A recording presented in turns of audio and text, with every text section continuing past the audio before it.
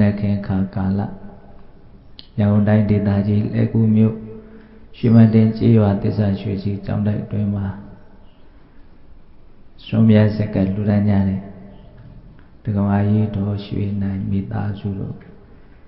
မခရမ်းရောင်ကိုသမီးဖြစ်တဲ့မခရမ်းရောင်ကို34နှစ်ပြည့်မွေးနေ့အဖြစ်ကုသိုလ်ပြုကြပြီးတော့ဘုန်းတို့တိုက်ဆိုင်ဒီနေ့ရန်ကုန်မြို့ကြောင်မြောင်းတာမွေမှာနေထိုင်ကြတဲ့ဒကမာကြီးဒေါ်ရီရီစိတ်မိသားစုတို့ဒေါ်ရီရီထေးမိသားစုဒေါ်လှကျော်ခင်မိသားစုဒေါ်သိန်းသိန်းအေးမိသားစု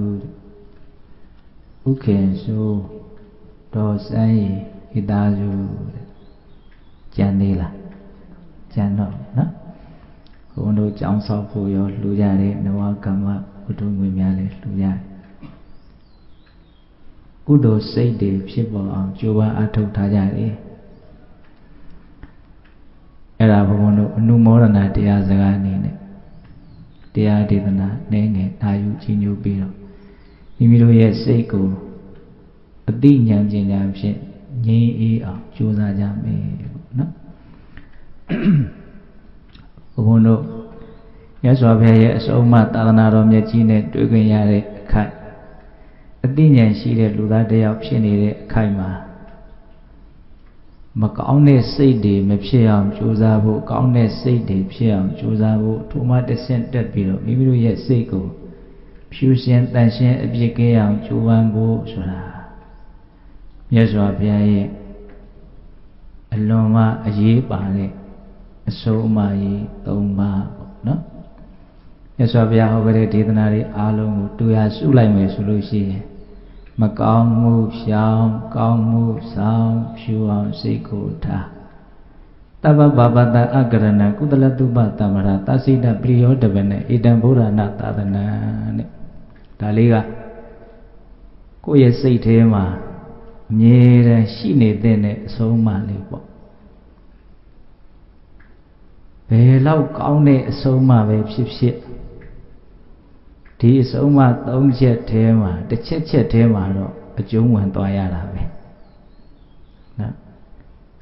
အလုံးမပြည့်စုံတဲ့ကောင်းမွန်တဲ့အဆုံးအမဒါကြောင့်တစ်ချိန်လုံးကအယိုးဆုံးနဲ့အကောင်းဆုံးတရားလို့ခေါင်းစဉ်လေးတက်ပြီးဒီမကောင်းမှုရှောင်ကောင်းမှုဆောင်ဖြူအောင်စိတ်ကိုထားဆိုတဲ့ဒေသနာလေးကိုကျေချက်ပြီးတော့ဟောဘူးတယ်နော်ဒါလေးကိုဘဝရဲ့နေနီးအနေနဲ့လည်းပဲဘုံဘုံတို့မျက်မျက်နှုံတို့အသုံးပြုကြရမယ်အဲ့နဲ့လင်းလို့မျက်စိနှလုံးပွင့်လာပြီဆိုတဲ့ကငါမကောင်းတာတွေတတ်နိုင်တယ်များမဖြစ်အောင်ကြိုးစားမယ်အထူးသဖြင့်မကောင်းတဲ့စိတ်တွေမဖြစ်အောင်ကြိုးစားမယ်ဟုတ်လားငါတတ်နိုင်တယ်များကောင်းတာတွေကိုပြည့်စုံအောင်ကြိုးစားမယ်အထူးသဖြင့်ကောင်းတဲ့စိတ်ကလေးတွေကြည်လင်တဲ့စိတ်ကလေးတွေကြီးစင်ဆက်မပြတ်ဖြစ်အောင်ငါကြိုးပမ်းအထောက်မယ်ဒီစိတ်ကူးလေးရှိရဒါထက်တစ်ဆင့်တက်ပြီးတော့လည်းပဲငါရဲ့စိတ်ကိုယာဂဆိုတဲ့ဆွဲမဲ့မှုဒေါသဆိုတဲ့မကျေနပ်မှုမောဟဆိုတဲ့အမှန်မသိမှုဒီအညစ်အကြေးတွေကနေလွတ်မြောက်အောင်စိတ်ကလေးကိုဖြူစင်အောင်တန့်ရှင်းအောင်လည်းပဲကြိုးပမ်းအားထုတ်အောင်မယ်လို့တနေ့စလာပြီဆိုရင်ဒီမုံမြတ်တဲ့မြတ်စွာဘုရားရဲ့အဆုံးအမလေးကိုဥထွေရပန့်ဆင်ပြီးတော့စလိုက်ရရင်အလွန်ကောင်းနော်ဒါကြောင့်ဒါလေးကိုရွတ်အကောင်းမှုရှောင်ကောင်းမှုဆောင်ဖြူအောင်စိတ်ကိုထားခုလဲချမ်းသာနောင်ချမ်းသာမြတ်စွာဟောမိန့်ထားတဲ့ဘုရားဆုံးမတဲ့အဆုံးအမတွေအကုန်လုံးရဲ့ရည်ရွယ်ချက်ကအခုလဲပဲချမ်းသာဖို့နောင်လဲပဲချမ်းသာဖို့အတိတ်ဆိုတာတော့ပြီးခဲ့ပြီရှိတော့တာမဟုတ်နော်ခုလောလောဆယ်ကိုယ်စိတ်ကလေးငြိမ်ဖို့အေးဖို့ချမ်းသာဖို့အကျိုးရှိဖို့အနာဂတ်မှာလည်းပဲငြိမ်အေးဖို့ချမ်းသာဖို့အကျိုးရှိဖို့မြတ်စွာဘုရားဆုံးမထားတာအဲ့ဒီအဆုံးအမတွေအားလုံးကိုတူရစုလိုက်ရင်ဒီအဆုံးအမတွေမှာအကျုံးဝင်သွားတယ်မကောင်းမှုရှောင်ကောင်းမှုဆောင်ဖြူအောင်စိတ်ကိုထားအဲ့ဒီအဆုံးအမတွေကိုလိုက်နာမယ်လို့ဘုံဘုံတို့စဉ်းစားတဲ့အခါမှာစိတ်ရဲ့သဘောတဘာဝလေးတွေကိုလည်းပဲသိဖို့လိုမယ်ပေါ့ဒီအဆုံးအမတွေကိုလိုက်နာတယ်ဆိုတာအဓိကစိတ်နဲ့ပဲလိုက်နာရတာလေဟုတ်တယ်မဟုတ်လားတရားကျင့်တယ်ဆိုတာလည်းဘာလို့စိတ်နဲ့ပဲကျင့်ရ ကောင်းတာမလုပ်ဘူးဆိုတာလည်းပဲစိတ်နဲ့ပဲရှောင်တာအဓိကကောင်းတာတွေဖြစ်အောင်လုပ်တယ်ဆိုတာလည်းစိတ်နဲ့ပဲအဓိကလုပ်တာဝစီကံတွေကာယကံတွေအရေးမကြီးဘူးလို့ပြောတာမဟုတ်ဘူးအဓိကကတော့မကောင်းတာရှောင်တယ်ဆိုတာလည်းစိတ်နဲ့ရှောင်ဖို့ကအဓိကကောင်းတာဆောင်တယ်ဆိုတာလည်းစိတ်နဲ့ဆောင်ဖို့ကအဓိကဟုတ်တယ်မဟုတ်လားဒီစိတ်စေတနာလေးကိုပဲ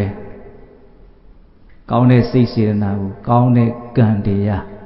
မကောင်းတဲ့စိတ်စေတနာကိုမကောင်းတဲ့ကံတရားလို့ဒီလိုမျိုးဆိုပြနာမည်တက်ပြီဟုတ်လားအဲ့တော့ဘုန်းဘုန်းတို့မကောင်းမှုရှောင်ကောင်းမှုဆောင်ဖြူအောင်စိတ်ကိုထားဆိုတယ်မြင့်မြတ်တဲ့လုပ်ငန်းစဉ်ကြီး၃ရပ်ကိုစွမ်းအားရှိသမျှဆောင်ရွက်ကြတော့မယ်ဆိုတဲ့ပုဂ္ဂိုလ်တွေဟာစိတ်ရဲ့သဘာဝကိုနားလည်ဖို့လို့စိတ်ရဲ့သဘောသဘာဝတွေကအလွန်မှစမ်းကြယ်တယ်အလွန်မှလည်းပဲသူ့ရဲ့သဘောတွေကများပြားတယ်ရှုပ်ထွေးတယ်စိတ်ဆိုတဲ့စကားလေးကစိတ်တဆိုတဲ့ပါဠိစကားလေးကိုဗမာမှုပြုထားတာဟုတ်လားစိတ်တဆိုတာဘာလို့ဆိုစမ်းကြယ်တဲ့ပကြီးကတစ်ချက်အဓိပ္ပာယ်ရတယ်စမ်းကြယ်တယ်ခုဒီမှာပကြီးကားလေးကြည့်လိုက်ပင်လေကြီးတိမ်လေးတွေကလည်းလှလိုက်တာတစ်ပင်လေးတွေလည်းလှလိုက်တာတဲပြင်လေးကလည်းလှဲအိတ်လိုက်ခြင်းစရာပဲစမ်းကြည့်တယ်တကယ်စင်စစ်တိမ်လည်းမပါဘူးပင်လည်းမပါဘူးဟုတ်လားသို့တော့ဘုန်းတို့ရဲ့စိတ်ကိုအများကြီးမလုပ်နိုင်နော်ဖန်ဆားနိုင်နော်အဲ့ဒါစိတ်တဆိုတာစမ်းကြည့်တယ်ဒီစိတ်ကလေးကအလွန်မှစမ်းကြည့်တယ်ဘယ်လောက်ထိစမ်းကြည့်တယ်လဲလို့ပြောဖို့မလွယ်လောက်အောင်ကိုစမ်းကြည့်တယ်ဒေသနာတစ်ခုမှဆိုရင်မြတ်စွာဘုရားတတ္တဝါတွေထဲမှာတဲ့ငှက်တရဝါလေးတွေကအလွန်မှစမ်းကြည့်အခုခေတ်ကင်မရာကောင်းကောင်းလေးနဲ့နိုင်ငံခြားပုံကိုယ်တွေအများကြီးရိုက်ပြထားတယ်ငှက်ကလေးတွေရှိတကယ်အံ့ဩစရာပဲအယောင်သွေးမျိုးစုံပုံသဏ္ဍာန်မျိုးစုံပြန်လဲပြန်နိုင်တယ်သွားလဲသွားနိုင်တယ်သူတို့ရဲ့ပုံလေးတွေကိုကြည့်လိုက်သူတို့ဘဝလေးတွေကိုကြည့်လိုက်ဘာလို့စမ်းကြယ်တယ်မြတ်စွာဘုရားအဲ့ဒါလေးကိုတက်တည်ပြဘာလို့အဲ့ဒီငှက်တော်ဝါလေးတွေကစမ်းကြယ်တယ်သူတို့ဘဝလေးကစမ်းကြယ်လို့တဲ့သူတို့ဘာလို့စမ်းကြယ်တဲ့အဲ့ဒီဘဝကိုရလဲဆိုတော့သူတို့ပြုခဲ့တဲ့အမှုကံတရားကစမ်းကြယ်လို့ဘာလို့ကံတရားကစမ်းကြယ်လဲဆိုတော့အရင်ကစိတ်ရဲ့သဘောကိုကစမ်းကြယ်လို့တဲ့အဲ့လိုလေးဟောထားတဲ့ဒေသနာတစ်ပုဒ်ကိုဝါဒတာအမှတ်ရတယ်ဘုံဘုံကဟုတ်လားဒါကြောင့်မကောင်းမှုရှောင်ကောင်းမှုရှောင်ဖြူအောင်စိတ်ကိုထားမြင့်မြတ်တဲ့လုပ်ငန်းစဉ်ကြီး၃ရပ်ကိုဆောင်ရွက်ကြတော့မဲ့ပုဂ္ဂိုလ်တွေဟာတကယ်ဆောင်ရွက်မဲ့စိတ်ရဲ့သဘောကိုမလုပ်ထားဘူးလို့တော့နားလေထားဖို့လို့အကျဉ်းပြင်းလေးပေါ့လေဒါမြတ်စွာဘုရားကစိတ်ကိုဘလို့လေးများပြောထားလို့ဆိုတော့ဒါလေးတစ်ပုဒ်ကိုခြေခံပြီးတော့ဘုံဘုံပြောပြမယ်နော်အဘိဓရိထကလျာဏီပပံစိတ်တနိဝရေဒန္တံဟိကရောတောပုံညာပပတမေရမတိမနောမရှိဘူးเนาะဒီကဒါလေးကိုဒီနာယဝတ်အတွင်းလေးမှာစွဲအောင်မှတ်ရဟုတ်လားအဘိဓရိထကလျာဏီပပံစိတ်တနိဝရေဒန္တံဟိကရောတောပုံညာပပတမေရမတိမနော၄ပါဒဘာမှမများဘူးเนาะတပါးသားမှာစာလုံးလေး၈လုံးပဲရှိတာဒီကဒါမှာအလုံးဘယ်လောက်တော့ရှစ်လေးလေး32စာလုံးလေး32လုံးပဲရှိအဓိပ္ပာယ်ကအလွန်မှကောင်းတယ်စိတ်ရဲ့သဘာဝကိုဖော်ပြပြီးတော့မြတ်စွာဘုရားတိုက်တွန်းထားပုံကလေးအဲ့ဒါစိတ်ရဲ့သဘာဝကိုဒီကထာလေးထဲမှာအကျဉ်းမြင်နှစ်ချက်တွေ့ရတယ်စိတ်ရဲ့သဘာဝကိုဘယ်လိုပြောလို့အဘိဓရေထကလျာဏီပပံစိတ်တနိဝရေဒါကတိုက်တွန်းချက်နှစ်ခုစိတ်ရဲ့သဘာဝကိုပြောတာဒန္တံဟိကရောတောပုံညာပပတမေရမတိမနောပပတမေရမတိမနောစိတ်သည်ပပတမေမကောင်းမှု၌ရမတိမွေးလျော်နှစ်ချိုက်ပျော်ပိုက်၍နေ၏တဲ့ဟောအဲ့ဒါစိတ်ရဲ့သဘောစိတ်ကဘယ်မှာပြောတာတော့မကောင်းတဲ့နေရာမှာပြောတာနော်ဒါစိတ်ရဲ့သဘာဝဘုန်းတော်မကောင်းမှုရှောင်ကောင်းမှုရှောင်ဖြူအောင်စိတ်ကိုဒါလုပ်ငန်းစဉ်ကြီး၃ရပ်ကိုဆောင်ရွက်ကြမဲ့ပုဂ္ဂိုလ်တွေဟာစိတ်နဲ့ဆောင်ရွက်မှာဖြစ်သည့်အတွက်ကြောင့်စိတ်ရဲ့သဘာဝကိုနားလည်ရမယ်လို့ဆိုခဲ့တာဟုတ်လားအဲ့တော့စိတ်ရဲ့သဘာဝကဘာလဲတော့ခုပြောပြီးစိတ်ကမကောင်းမှုမှာပြောတဲ့သဘောရှိတယ်တဲ့ဒါရင်လားဆိုမကဘူးဒန္တံဟိကရောတောပုံညာကောင်းတာဆိုရင်တော့အလွန်မှနှေးကွေးတဲ့သဘောရှိတယ်တဲ့ဟောဒါစိတ်ရဲ့သဘောပဲဘသူစိတ်ဘဝစိတ်လို့ဘုန်းတို့ပုဂ္ဂလဒိဋ္ဌံမြတ်စွာဘုရားဟောတာမဟုတ်ဘူးနော်ဘသူစိတ်ပဲဖြစ်ဖြစ်ဒီတိုင်းပဲဟုတ်လား အဲ့ဒါကြိုးပမ်းအထုတ်နိုင်ကြတဲ့ပုဂ္ဂိုလ်တွေအထူးသဖြင့်မကောင်းတာမဖြစ်အောင်ကောင်းတာဖြစ်အောင်စိတ်ရဲ့သဘောတဘာဝကိုဆန့်ကျင်ပြီးတော့ဉာဏ်ရဲ့အလိုကိုလိုက်ပြီးတော့စိတ်ကိုကောင်းကောင်းဆုံးမနိုင်တဲ့ပုဂ္ဂိုလ်တွေချမ်းသာကြတာပဲအစဉ်ပြေကြတာပဲဟုတ်လားစိတ်အလိုလိုက်ပြီးတော့မိုက်တဲ့ပုဂ္ဂိုလ်တွေဆင်းရဲကြတာပဲတကယ်ကဟုတ်လားစိတ်ရဲ့သဘောကတော့ဒီတိုင်းပဲဘယ်သူစိတ်ဖြစ်ဖြစ်ဒီတိုင်းပဲအဲ့ဒါကိုဘုံဘုံတို့ကနားလည်မှုရှိရတယ်နော်စိတ်ရဲ့သဘောဟာမကောင်းမှုမှပျော်တယ်ကောင်းတာဆိုရင်နှေးကွေးတဲ့သဘောရှိတယ်ဆိုသိစိတ်မပါဘူးပေါ့ဆိုလိုတာဟုတ်လားအဲ့ဒါကြောင့်မလို့မြတ်စွာဘုရားသူ့ရှိရာတိုက်တွန်းထားတယ်အဘိဓရေထကလျာဏီကောင်းတာကိုလုပ်တော့မယ်ဆိုလို့ရှိရင်ကလျာဏီကောင်းမှု၌အဘိဓရေထအစောတလျင်ပြုရ၏မြန်မြန်လုပ်တဲ့ကောင်းတာဆိုလို့လှုပ်ဖြစ်တော့မြန်မြန်သာလှုပ်လိုက်လုံးမယ်လို့စိတ်ကူးပေါက်လာလို့ရှင်လှုပ်လိုက်နောက်လို့ရှင်သူကနေရွှေရက်ရွှေအချိန်ရွှေနဲ့ပြီးတော့အနှစ်ချုပ်လိုက်တော့မလှုပ်ဖြစ်လိုက်တာပဲအဖတ်တင်သွားတယ်ဟုတ်လားဒါကြောင့်မြတ်စွာဘုရားဆုံးမထားနော်ကောင်းတာဆိုရင်ဘာလဲတော့မြန်မြန်လုံးလိုက်တဲ့ပပသမေရမတိမနောမကောင်းမှုပါစိတ်ဟာမွေးလျော်တယ်တတ္တမထုတ်ကြနော်ပါပံစိတ်တံနိဝါရေပါပံမကောင်းမှုမှစိတ်တံစိတ်ကိုနိဝါရေတားမြစ်ရ၏ဟုတ်လားအဲ့တော့ချမ်းသာခြင်းကြတဲ့ပုဂ္ဂိုလ်တွေမစင်ရဲလိုရတဲ့ပုဂ္ဂိုလ်တွေကောင်းတာလှုပ်ခြင်းစိတ်လေးပေါက်လာရင်မြန်မြန်လှုပ်လိုက်ကောင်းတာကိုမြန်မြန်လှုပ်ဖြစ်အောင်ကြိုးစားလိုက်မကောင်းတာဆိုရင်တော့နော်တားမြစ်ဖို့ကြိုးစားရမယ်လို့အဲ့လိုမျိုးဆိုပြဟောဟုတ်လားအဲ့တော့ဘုန်းဘုန်းတို့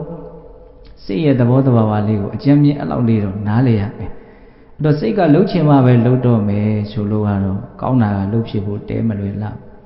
မကောင်းတာရှောင်ပြစ်ဖို့ကလည်းသိပြီးတော့မလွယ်လားဘူးသူကမကောင်းတဲ့နေရာမှာပဲပြောတာလေသူ့အလိုလိုက်ထားမယ်ဆိုလို့ကတော့ဘုန်းဘုန်းတို့ကမကောင်းတာတွေပဲစိတ်ကသွားနေမှာကောင်းတာတွေနဲ့ဝေးနေမှာသူ့အလိုလိုက်ရင်တော့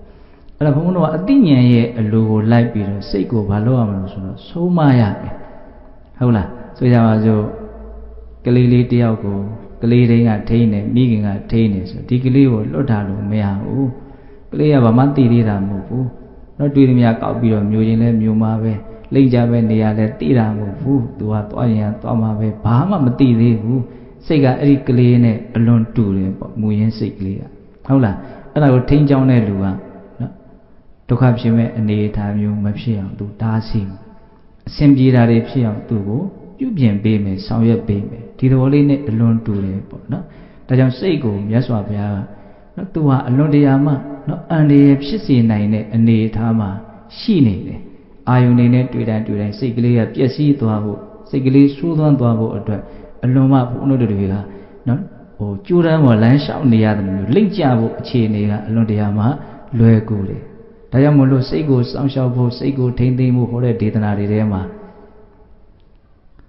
စိတ်ကိုအစဉ်အမြဲစောင့်ရှောက်ရမယ်ဆိုတဲ့တရားဆိုတဲ့စကားလုံးလေးနဲ့တွဲပြီးတော့ဟောတယ်ဟုတ်လားအစဉ်အမြဲဆိုလို့အခုမစောင့်ရှောက်ရင်အခုဒီစိတ်ကပြဿနာတက်သွားနိုင်တယ်ပေါ့သူ့ကိုဘယ်ချိန်လေးမှစိတ်ချထားလို့လွတ်ထားလို့မရဘူးဆိုတဲ့အဓိပ္ပာယ်ဘာလို့ဆိုအာယုန်တွေကဘုံဘုံလုံးမှာအမြဲတမ်းတွေ့နေတာဒီစိတ်ကလေးကိုစိုးသွမ်းအောင်နှလုံးမဲ့အကြောင်းတရားတွေကအမြဲတမ်းလို့တွေ့နေတာဒီသဘောလေးကိုဘုံဘုံလုံးနားလည်ရမယ်ဟုတ်လားတနည်းအားဖြင့်ဒီစိတ်ကိုရှင်းမှုဖြစ်အောင်မကျေနပ်မှုဖြစ်အောင်နော်အိဋ္ဌာယုံအနိဋ္ဌာယုံကမဘုံတို့ရဲ့အာယောနိတော်မနတိကာရနဲ့ပေါင်းပြီးတော့အမြဲတမ်းစိတ်ကလေးကိုဆိုးသွမ်းနေစေတယ်ပေါ့ဟုတ်လားအိဋ္ဌာယုံဆိုတာဘာလဲလိုလားတောင့်တအပ်တဲ့အာယုံအနိဋ္ဌာယုံဆိုတာဘာလို့မလိုလားမတောင့်တအပ်တဲ့အာယုံအဆိုးကောင်းပေါ့အာယုံတွေကို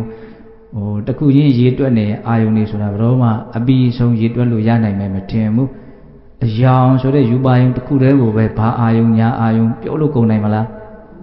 အတန်တစ်ခုတည်းကိုပဲအာယုံရဲ့သဘောတဘာဝတွေပြောလို့ကုန်နိုင်မလားမကုန်နိုင်ဘူးဒါကြောင့်အာယုံတွေကိုတူရဆုလိုက်မယ်ဆိုရင်ဘယ်နှမျိုးရလဲ6မျိုးရတယ်ယူပါယုံတတ္တယုံကန္တာယုံရတ္တယုံဖုဒ္ဓဘာယုံဓမ္မယုံဒါဘုံဘုံတို့ရဲ့ဘဝမှာနေ့စဉ်တွေ့ကြုံနေရတဲ့အချိန်တိုင်းတွေ့ကြုံနေရတဲ့သဘောတဘာဝတွေဒါတွေရဲ့အကြောင်းကိုနားလေတာကိုပညာရှိလို့ခေါ်တာနော်ဟုတ်လားအဲ့ဒီအာယုံ6မျိုးကိုပဲထပ်ပြီးတော့တူရစုခွဲလိုက်အောင်မယ်ဆိုရင်2မျိုးတည်းနဲ့ထပ်ခွဲလို့ရတယ်ဘယ်လိုခွဲမလို့အိဋ္ဌာယုံအနိဋ္ဌာယုံအိဋ္ဌာယုံဆိုတာကလူချင်းမမောမှုကိုဖြစ်သွားစေတဲ့လူချင်းစရာကောင်းတဲ့အာယုံ အနေထာယုံဆိုတာမကျေနပ်မှုကိုဖြစ်သွားစေတဲ့စိတ်တူစရာကောင်းတဲ့မလိုလားအပ်တဲ့အာယုံဟုတ်လားအဲ့လိုအကျဉ်းများဖြင့်ဒီအိဋ္ဌာယုံအနေထာယုံနဲ့ဘုန်းဘုန်းတို့ကအမြဲတမ်းမျက်စိကနေတစ်ဆင့်နားကနေတစ်ဆင့်နားခေါင်းကနေလျှာကနေကိုယ်ကနေစိတ်ကနေအဆင့်ခံပြီးတော့ဘုန်းတော်ကအမြဲတမ်းဘာလို့တွေ့နေရတယ်ကြုံနေရတယ်အဲ့ဒီလိုတွေ့တိုင်းကြုံတိုင်းဘုန်းဘုန်းတို့ရဲ့စိတ်ထဲကအကယ်၍သာနှလုံးသွင်းမှားယွင်းမှုကလေးကအရန်သိရှိနေမယ်ဆိုလို့ရှိရင်ဘာတွေပဲပေါက်ဖွာလာမှာလို့မင်းလောဘဒေါသပဲပေါက်ဖွာလာမြင်လိုက်တယ်နှလုံးသွင်းရမမှန်ဘူးဆိုတာနဲ့အိဋ္ဌာယုံနဲ့တွေ့ရင်လောဘအနိဋ္ဌာယုံနဲ့တွေ့ရင်ဒေါသအဲ့ဒီအဖြေဆိုးပဲအမြဲတမ်းထွက်နော်စဉ်းစားကြည့်နော်အဲ့ဒါဘုန်းဘုန်းတို့ရဲ့စိတ်ထဲကယောနိတော်မနတိကာရနှလုံးသွင်းမှန်ကန်မှုလေးနေရာဝင်ယူနိုင်မယ်တတိကလေးနေဝင်ပြီးတော့နေရာယူနိုင်မယ်ဆိုရင်တော့အိဋ္ဌာယုံနဲ့ပဲတွေ့အနိဋ္ဌာယုံနဲ့ပဲတွေ့သူတို့ရဲ့သဘောတဘာဝအမှန်ကိုသိမြင်နားလည်တဲ့ပညာဖြစ်ထွန်းအောင်ဘုန်းဘုန်းတို့ကလုပ်လို့ရတယ်စိတ်ကလေးကိုဆုံးမရမယ်ဆိုတာအဲ့ဒါကိုပြောတာဟုတ်လားဒါကြောင့်မကောင်းတာမဖြစ်အောင်ကောင်းတာဖြစ်အောင်နော်စိတ်ကိုဖြူအောင်ထားဖို့ကြိုးစားကြပြီဆိုရင်စိတ်ရဲ့သဘာဝလေးကိုနားလည်ရမယ်ဒါပြောရတယ်နော်စိတ်ဆိုတာမကောင်းတာမှပျော်တယ်ကောင်းတာမှပြင်းရည်တယ်နှိကွေးတယ်ဒီသဘောကိုမြတ်စွာဘုရားမြင်တော်မူတဲ့အတွက်ကြောင့်အေးမကောင်းတာကိုလုပ်ချင်တိုင်းစွတ်မလုပ်ကြနဲ့တားရမယ်မကောင်းတာကိုမဖြစ်အောင်တားနိုင်မှအကျိုးဆက်ဖြစ်တဲ့ဆင်းရဲဒုက္ခကိုတားဆီးရအောင်မကောင်းတာကိုမဖြစ်အောင်မတားဘူးဆိုလို့ရှိရင်အကျိုးဆက်ဒုက္ခကိုဘုန်းဘုန်းတို့ရင်ကိုရင်ဆိုင်ရလိမ့်မယ်ဒီသဘောပြောတာနော်ကောင်းတာကိုမြန်မြန်လုပ်ကြလုပ်ဖြစ်သွားအောင်မြန်မြန်လုပ်ကြကောင်းတာကိုလုပ်ဖြစ်မှအကျိုးဆက်ဖြစ်တဲ့အစဉ်ပြေမှုချမ်းသာမှုနဲ့တွေ့ကြကြုံကြမှာအဓိကရည်ရွယ်ချက်ကချမ်းသာစေခြင်းလို့မဆင်းရဲစေခြင်းလို့မကောင်းမှုရှောင်ကောင်းမှုဆောင်လို့မြတ်စွာဘုရားဟောတာစိတ်ကိုဖြူအောင်ထားဆိုတာကတော့အသိဉာဏ်လင်းလက်ပြီးတော့နောက်ဆုံးဘဝရဲ့သဘောတဘာဝအမှန်ကိုသိမြင်ပြီးတော့ဘဝပေါ်မှာမမောမှုကင်းပြီးတော့လွတ်မြောက်သွားဖို့အတွက်စိတ်ကိုဖြူအောင်ထားခိုင်းတာဟုတ်လားအဲ့တော့စိတ်ရဲ့သဘာဝလေးတွေကိုနားလေတဲ့အမျှော်မြင်ရှိတဲ့ပုဂ္ဂိုလ်တိုင်းဟာဘာလို့ဖို့ကြိုးစားကြတော့ဆိုတော့ဒီစိတ်ကိုကောင်းအောင်ဆုံးမဖို့ကြိုးစားကြတယ်တဲ့ဒါစိတ်ကိုကောင်းအောင်ဆုံးမဖို့ကြိုးစားကြတယ်ဆိုတော့လည်းနဲ့ပတ်သက်ပြီးတော့လည်းဟောတာတဲ့ဒေသနာလေးတစ်ခုရှိတယ်ဥမာလေးတွေပြပြီးတော့ဟောတာသူလည်းပဲအလွန်ကောင်းပါတယ်ဥဒကေညိနေယန္တိနိဋ္ဌိကဥတုကာရာဓမယန္တိတေဇနံဒါရုံဓမယန္တိတစ္ဆကအတ္တနံဓမယန္တိပန္တိတာဒါမျိုးလေးတွေရအောင်ကြက်တာနော်မြတ်စွာဘုရားသာသနာနဲ့တွေ့ခွင့်ရတဲ့အခိုက်အတန့်လေးပါဒါအလွန်မှကောင်းမွန်တဲ့အစုံအမလေးတွေစိတ်ကိုအလွန်မှအတိညာဉ်ကိုဖြစ်သွားစေတဲ့အစုံအမလေးတွေအလွန်မှအကျိုးများတယ်သူကဟုတ်လားဒါလေးတွေကိုရအောင်ကြက်အဓိပ္ပာယ်ကိုနားလည်အောင်လုပ်ရွတ်ဆိုနေမယ်ဆိုရင်တရားဘာဝနာအားထုတ်တဲ့လုပ်ငန်းကိုဆောင်ရွက်ပြီးသားဖြစ်သွားတယ်လို့တောင်းပါဘုန်းဘုန်းတို့နားလည်လို့ရတယ်ဟုတ်လားအပြောတာဥဒကေညိနေယန္တိနိဋ္ဌိကဥတုကာရဓမယန္တိတိဇေနဒါရုံဓမယန္တိတစ္ဆကအတ္တနံဓမယန္တိပန္တိတာဥဒကေညိနေယန္တိနိဋ္ဌိကလေသမားတွေဟာရေကိုကိုလိုတဲ့နေရာရောက်အောင်မြောင်းလေးတွေတွဲပြီးတော့ယူရတယ်တဲ့ဟုတ်လားအကျဉ်းမြင့်လေးအရင်နားထောင်ကြည့်ပါနော်ဥဒကေညိနေယန္တိနိဋ္ဌိကဥတုကာရဓမယန္တိတေဇနံလေသမားတွေဟာမြားတံလေးတွေကိုအပူပေးပြီးတော့ဖြောင်းရတယ်ဒါရုံဓမယန္တိတစ္ဆကလက်သမားဆရာတွေဟာတေရိုင်းတုံးတွေကိုကိုလိုတဲ့ပုံသဏ္ဍာန်ဖြစ်အောင်ဖန်တီးဆောင်ရွက်လုပ်ကင်ကြတယ်တဲ့အဲ့ဒါလိုပဲအတ္တနာဓမယန္တိပန္တိတာဟုတ်လားပန္တိတာအမျှော်မြင်ရှိကြတဲ့ပုဂ္ဂိုလ်တွေဘာလို့ရင်ဘာဖြစ်မယ်ဆိုတာကိုနားလေကြတဲ့ပုဂ္ဂိုလ်တွေကိုပန္တိတာလို့ခေါ်နော်ဘာလို့ရင်ဘာဖြစ်မယ်လို့နားလေဖို့ဆိုတာခက်တယ်ဟုတ်လားဘာလို့ရင်ဘာဖြစ်မယ်ဆိုတာကိုမသိလို့ထင်ရတွေဆွတ်ဆွတ်လုပ်ပြီးတော့ကောင်းမယ်ထင်တာတွေလုပ်ရင်းနဲ့ဆိုးတဲ့ဖြေတွေကြီးထွက်နေဟုတ်လားဘာလို့ရင်ဘာဖြစ်မယ်ဆိုတာကိုသိဖို့လည်းအရေးကြီးတာပဲနော်အဲ့လိုအကြောင်းအကျိုးကိုသိတာပေါ့ဒါကဆင်းရဲကြောင်းဒါကချမ်းသာကြောင်းသိတဲ့အခါမှာအလုပ်ကိုရွေးချယ်နိုင်သွားရှိတာပေါ့သူတို့ကဟုတ်လားအဲ့လိုသိတဲ့ပုံကိုယ်တွေကိုပညာရှိလို့ခေါ်တယ်အဲ့ဒီပညာရှိတွေကဘာလုပ်ကြလို့ဆိုတော့အတ္တနာဓမယန္တိအတ္တနာမိမိကိုယ်ကိုဓာတ်ရိုက်ပြောရရင်မိမိရဲ့စိတ်ကိုဓမယန္တိလိမ္မာအောင်ယဉ်ကျေးအောင်ဆုံးမရတယ်တဲ့ဟုတ်လားလေသမားတွေကရေကိုကိုလိုတဲ့နေရာရောက်အောင်ယူတယ်လေသမားတွေကမြားတံလေးတွေကိုအပူပေးပြီးတော့ဖြောင်းဖို့ကြိုးစားတယ်လက်သမားဆရာတွေကတေရိုင်းတုံးတွေကိုကိုလိုချင်တဲ့ပြဘောကမျိုးစုံပုံသဏ္ဍာန်မျိုးစုံဖြစ်ပေါ်လာအောင်ကြိုးပမ်းအထုတ်တယ်အဲ့လိုပဲဉာဏ်ရှိတဲ့ပုဂ္ဂိုလ်တွေအမျှော်မြင်ရှိတဲ့ပုဂ္ဂိုလ်တွေကဘယ်ဟာကအဓိကကြတဲ့နော်ချမ်းသာကြောင်း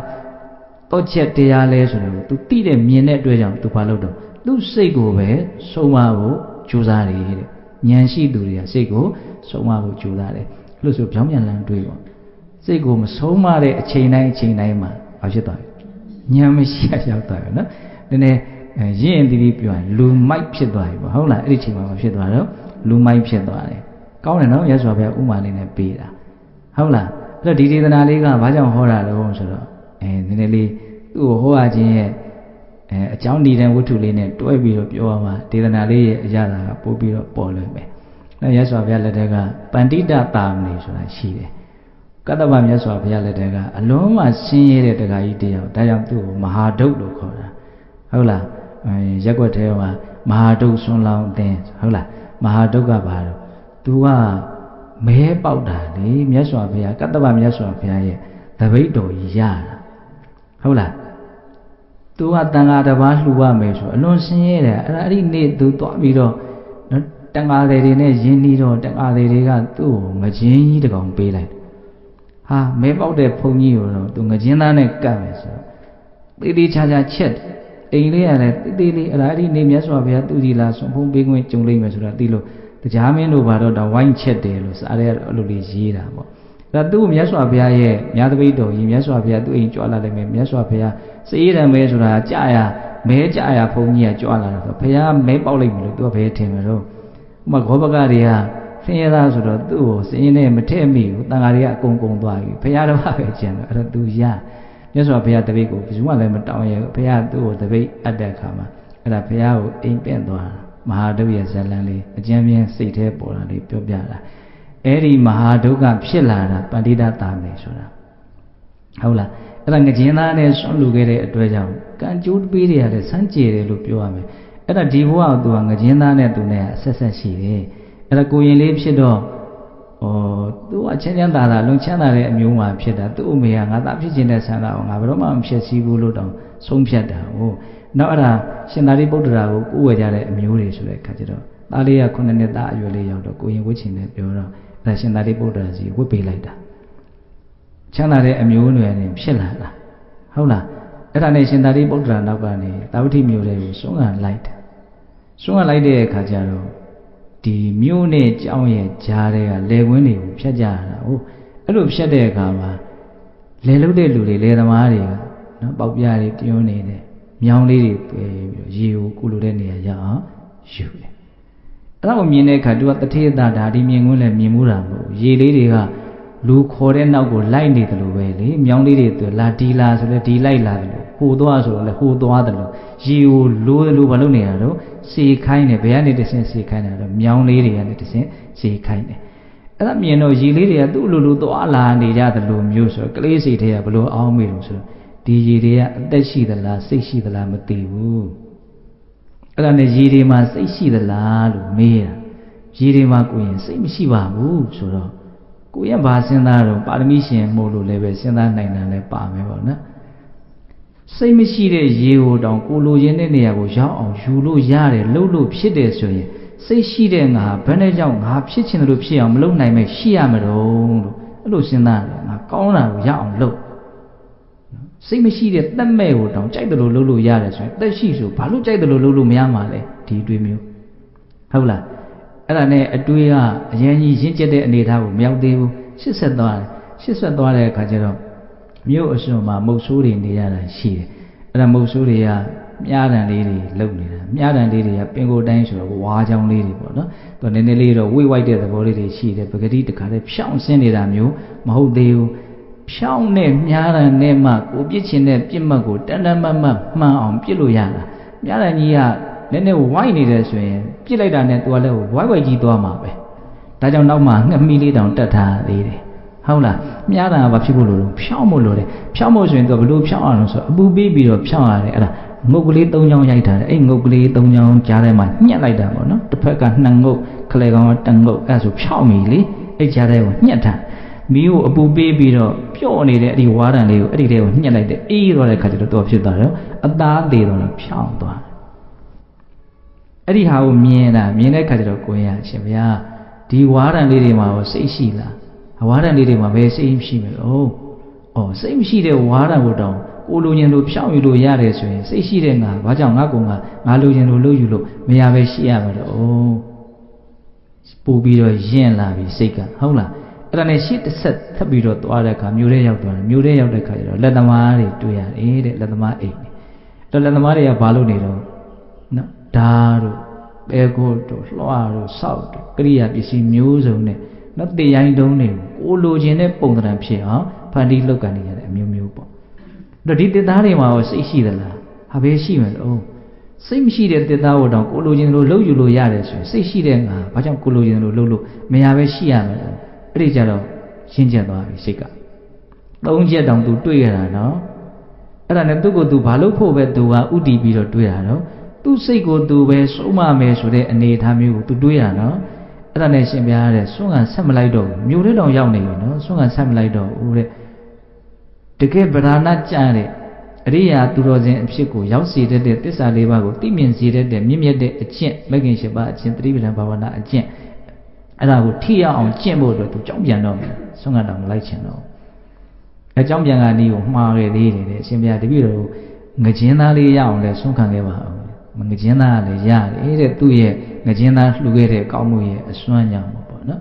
အဲ့ဒါတူတူပြောရပါလို့ကြောင်းရောက်တဲ့အခါကျတော့သူတရားအားထုတ်တယ်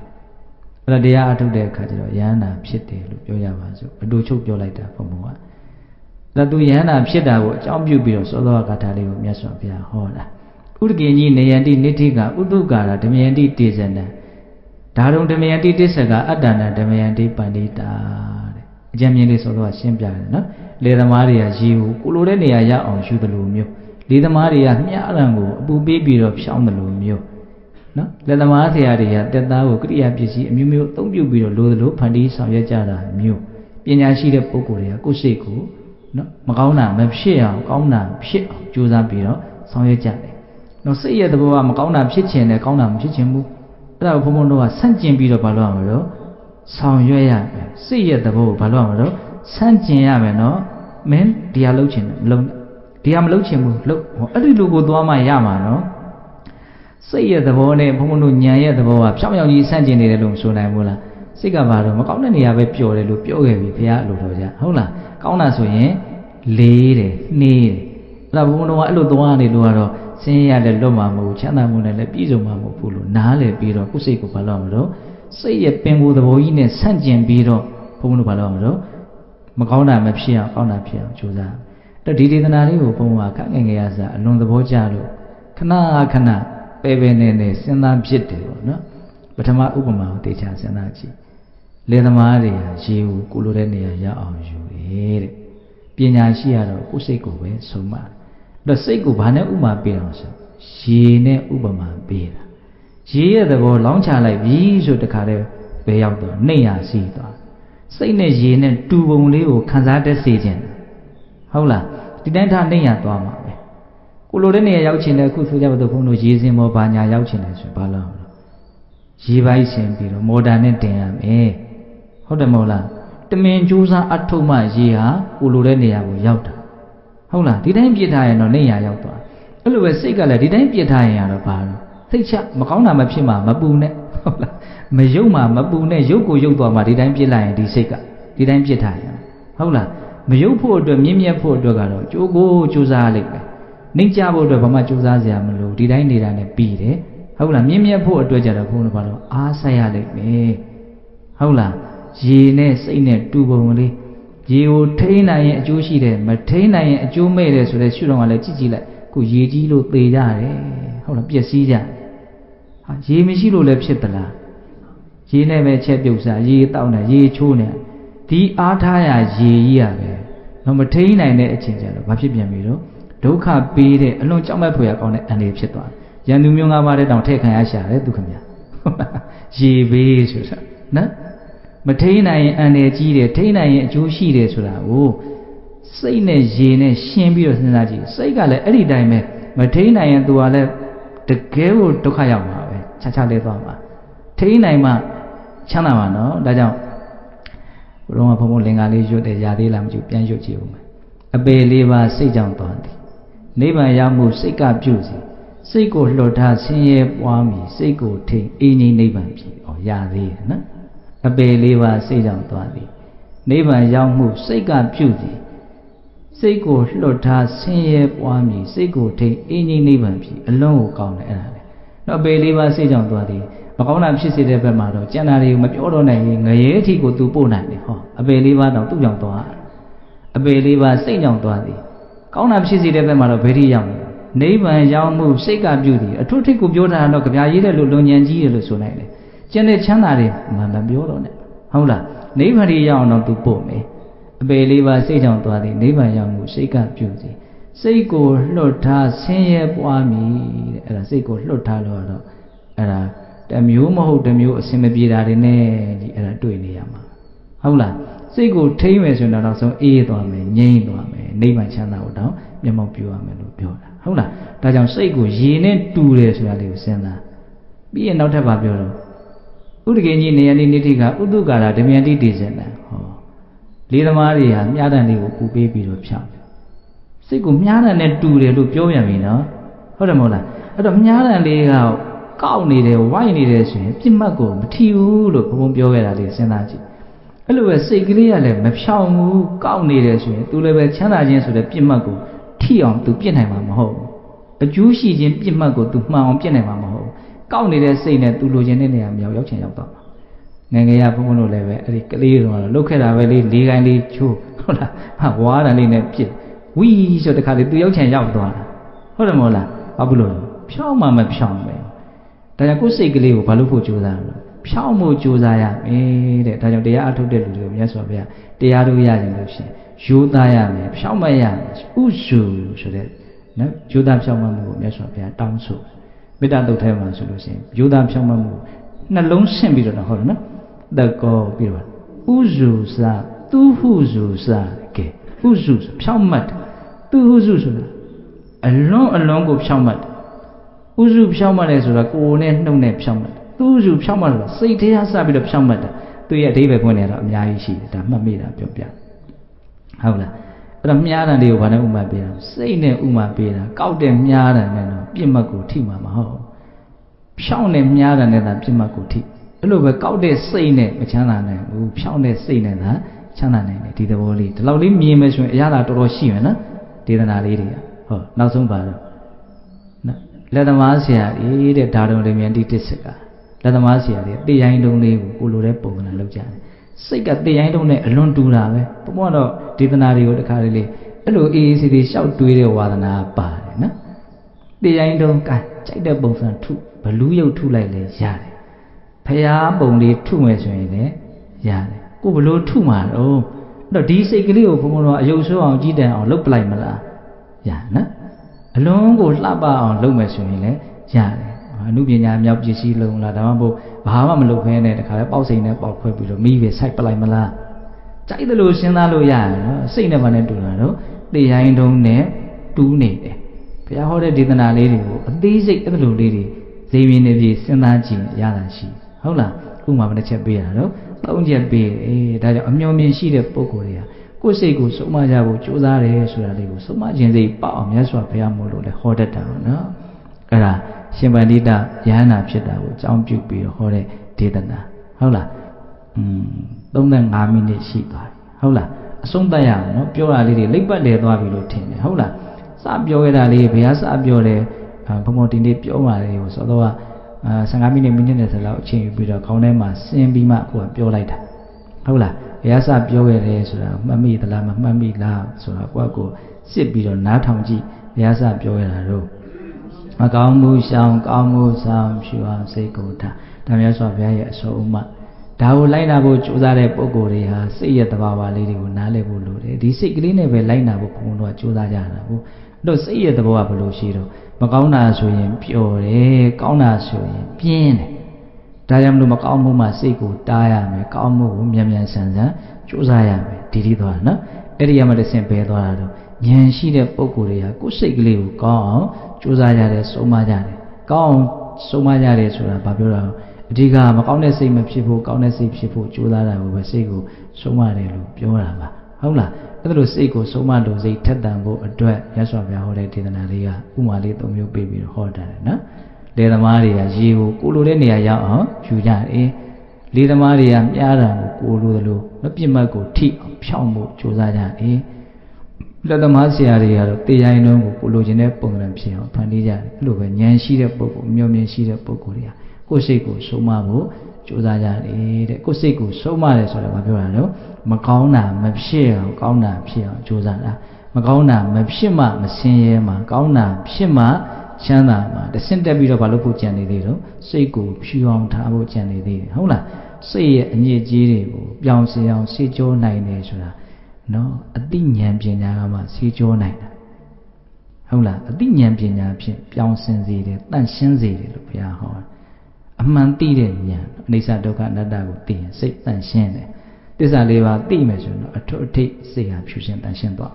ဟုတ်လားစိတ်ရဲ့အညစ်အကြေးကိုတန့်ရှင်းခြင်းနဲ့ဆိုရင်ဘုန်းတို့ဘာနဲ့ဆေးရမှာတော့ပညာနဲ့ဆေးရမယ်အဲ့ဒီအမှန်သိမှုဒီခန္ဓာရဲ့အနိစ္စဒုက္ခအနတ္တကိုသိမှုဒုက္ခသစ္စာအချက်တွေကိုသိမှုဆိုတဲ့အမှန်သိမှုပညာကိုရခြင်းလည်းပဲတတိထားတဲ့လုပ်ငန်းစဉ်ကိုလုပ်ရတယ်ဒါကြောင့်တတိပဋ္ဌာန်တရားကိုပဲစိတ်ကိုဖြူရှင်းတန့်ရှင်းအောင်ဆေးကြောတဲ့လုပ်ငန်းစဉ်လို့ဒီလိုလည်းပဲမြတ်စွာဘုရားဟောတယ်ဒါကြောင့်တတိပဋ္ဌာန်လုပ်ငန်းစဉ်ရဲ့အကျိုးကျေးဇူး9မျိုးထဲမှာထိတ်ဆုံးမှတက်ပြီးတော့ဟောတာပါလို့တတ္တနာဝိတ္တုဒ္ဓိယ